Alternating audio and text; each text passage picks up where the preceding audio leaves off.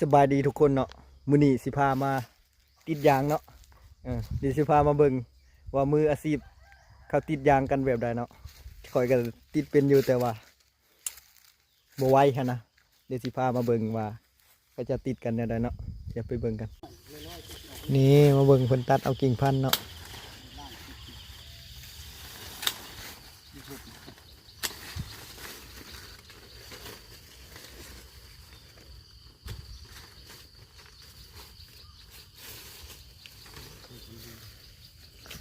ตัวมันลอยก็เอาแหละเริ่มบ่มีแล้ว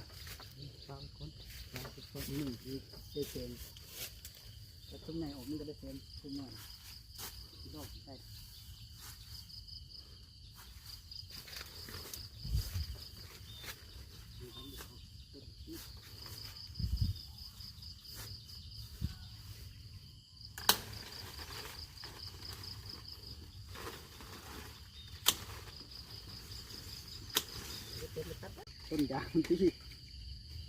มึงใส่ต้นยางนี้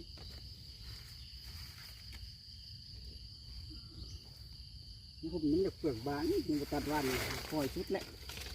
จะคิดอยากซ้ำเนี่ยได้ตัดปีกาต้นเทียนโว้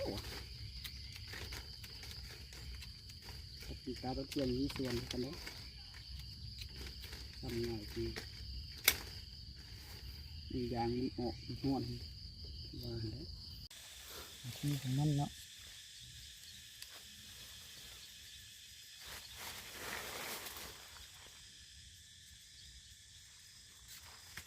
ที่ต้องไปแต่งไว้หายอ่ะวันนี้ก็จะแต่งไว้ให้อีก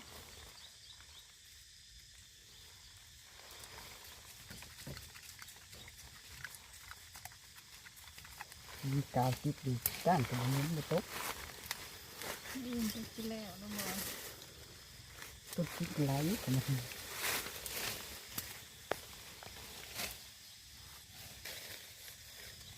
ลองเกาะทั้งแนวค่ะบนไม่ส่วนคิดลองนี่แค่ปลาแบบหล่อบนต้นใหญ่ต้นนะนะ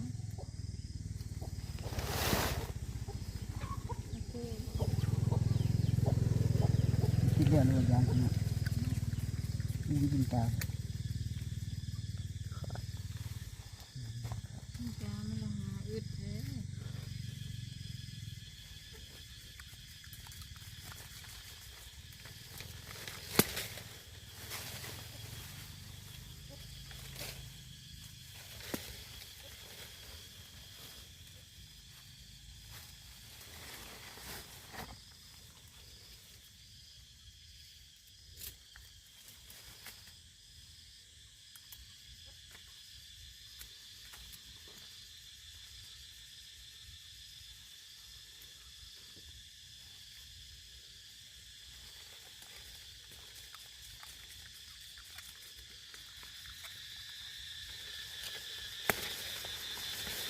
วันนี้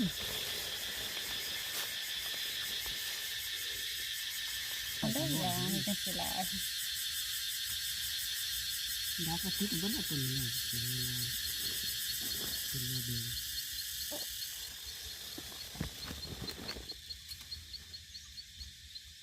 นี่ดูข้าวไปในไว้ก็ยังมันยันที่ไหนมันคือกันได้กับดีเท่านี้เห็นบ่มีต้นมันนะมีเหงามันมันเนี่ยออกเหงาดำๆเป็นลังเป็นชาติประตูมันเสียบไปทั่วบริมินไม่ยังเลยขีดไปยังจะเด็กดีข้างในตะไคร้ตามไงมาส่งขนมท่านเขาก็ตะไคร้ตาเนาะ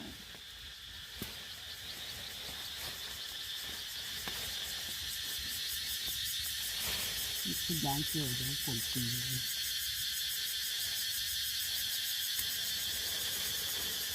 นี่เป็นบางหมองนะคือหน้ามันขึ้นต้นแล้วก็ขึ้นดูต้นนั่นเลยเหนียงในหัวกระดูกเอา3 4ไตหลังเลย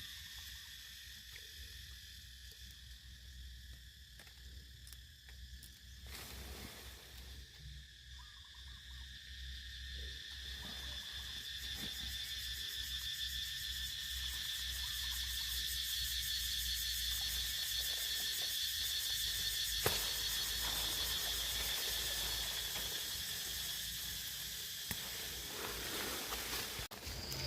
หลังจากติดแล้วเขาก็จะมัดไว้เนาะเนี่ยมัดไว้ให้อากาศเข้าให้มันโล่งเนี่ยให้มันโล่ง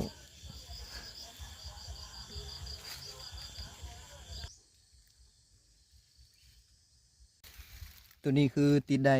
ประมาณ4-5 วันแล้วเนาะขางไว้จะขึ้นแล้ว